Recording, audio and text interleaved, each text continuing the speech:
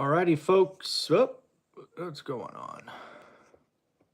Hey, there we are. We're live. Not quite in the normal studio setup, but it is what it is. Let's get this thing started. So what do we got today? We got some updates on housing data. We got the Case-Shiller and the FHFA reports. Let's get into them. The Case-Shiller report, this again is for April. And of course, we got to remember we are in June, so that's always fun. But April data is negative. Negative 0.3, FHFA negative 0.4. These are both month-on-month numbers. The year-on-year numbers are still positive. Year-on-year is 2.7%. What we are clearly seeing across the country is housing is slowing down. Inventory is building, which is perfect for investors because, of course, we want more supply. We want more motivated sellers. We want more options. We want the ability to write disrespectful offers so that we can find and or create great deals. Shout out Lance Lambert at Resi Club with one of the perhaps most important metrics. 96 of the 300 largest markets, so roughly 1/3, now have year-on-year price declines. Again, folks, we are rolling out of the busiest season. It is going to be summertime soon, and if you don't have a buy box, if you are not doing the work, what are you doing? Are you waiting for Nick to ring the bell so that you can write offers? Are you waiting for rates to cut and demand to spike? Or are you looking to get yourself a great deal by writing disrespectful offers today? Remember yesterday, I announced on this show that we're looking for Las Vegas real estate agents to help me find properties where there's lots of equity, where we can write some offers, and we can create great deals. So again, folks, look forward to you all doing the work. Let's talk about consumer confidence. Again, consumer confidence last month had a big jump to a positive number. It now not as good. It was expected to come in at 100 or 99.8 specifically, came in at 93. So again, a big miss. We got to watch the consumer. They are 65% of the economy. Are they still uncertain? Are they sitting on their wallets? We'll get some retail sales. We'll get savings rate here over the next week or two. So again, look forward to that data. We got lots of Fed speak. Let's go to, what do we want to go to first? Let's go to Michelle Bowman first. Michelle Bowman becomes the second Fed president to talk about a July rate cut. Yes, folks, Christopher Waller was first. Michelle Bowman is second. We have now two Fed officials saying July is on the table. She fears that she favors a rate cut in July if inflation stays muted. So the CPI, PPI data that we get next month will be very important. She is saying that the tariff impact likely temporary and muted. This, highlighting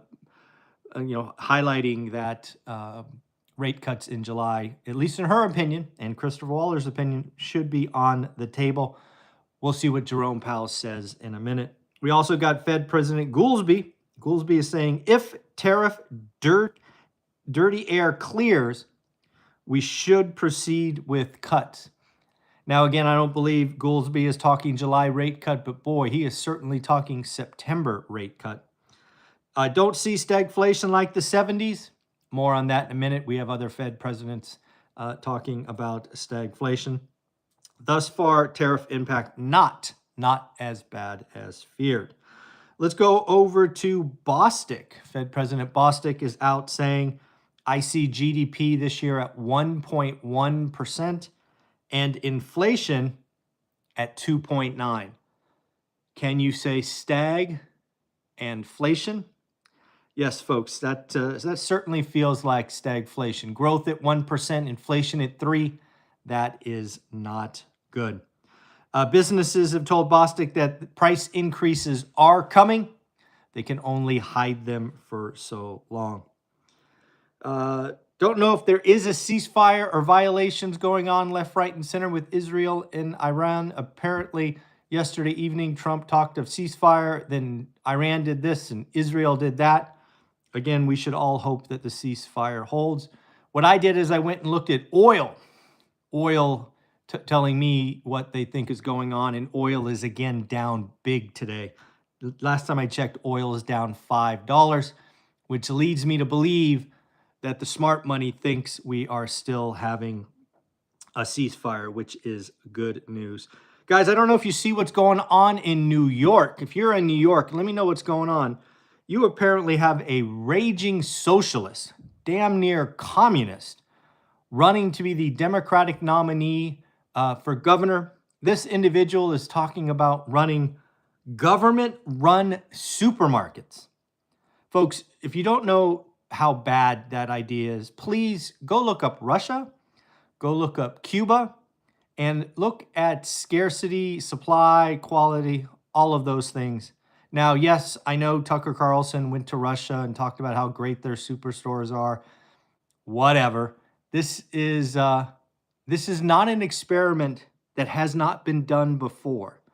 Again, if you are going to have government run anything, you could expect quality to collapse, opportunities to collapse, and it will not end well. In fact, it will end very ugly. But hey, that's why you have elections. If you want that for New York, all I'll say is good luck.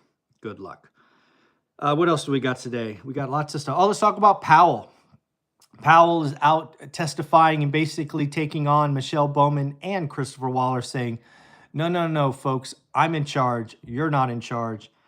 Saying that tariffs likely to punch prices up and to weigh on the economy. Again, according to Powell, it is coming. Does say that the economy is on solid footing despite elevated uncertainty. Again, Powell definitely wants to wait for July and likely even August inflation data before talking about any cuts in September. Fed President Hammack got backing up Jerome Powell. The Fed has time to make the next move. I don't see anything in the data that's imminent that would warrant a rate cut. The economy is resilient and the risk to holding is low. That according to Fed President Hammack. What else do we got? Oh, let's talk about existing home sales. Existing home sales came out yesterday, and they were slightly better than expected. They were expected to come in slightly below 4 million. They came in at 4.03 million. Not a great month. In fact, it was the second lowest ex the pandemic since 2009. So again, not a great month. Price though, sorry doomers, price was up 1.3% to 422,800. Days on market is getting longer, which means you and I have opportunities to write disrespectful offers now at 27 days instead of 24. Active listings up 20% year on year. Again, this is good news, not bad news. Supply currently sits at 4.6 months. I do find it odd that even in this market, we had 28% of all transactions go above list price. Yes, folks, roughly 1 in 4 homes sold last month went above list price. That was a little shocking to me. Again, transactions up month on month, but down year on year. Lastly, folks, let's congratulate all the people joining school. We had a long list in the last 24 hours, so I appreciate all of you. We had Christina, Dewey, Alan, Ryan, Madison, Matt, Martin, Julie, Joe, and Jascreet. Thank you all for joining. We're now well over 400 folks, so I will be adding the Las Vegas replay here in the next couple of days. And again, as we march towards 500, don't forget that when we get there, we will also be putting out the Get Your Money Right course as a thank you. So folks, that's what I got for you today. We will be back in the normal studio tomorrow, so I won't have to fidget with technology. But hopefully we made this work. Hope you have a great day. Like, subscribe, comment.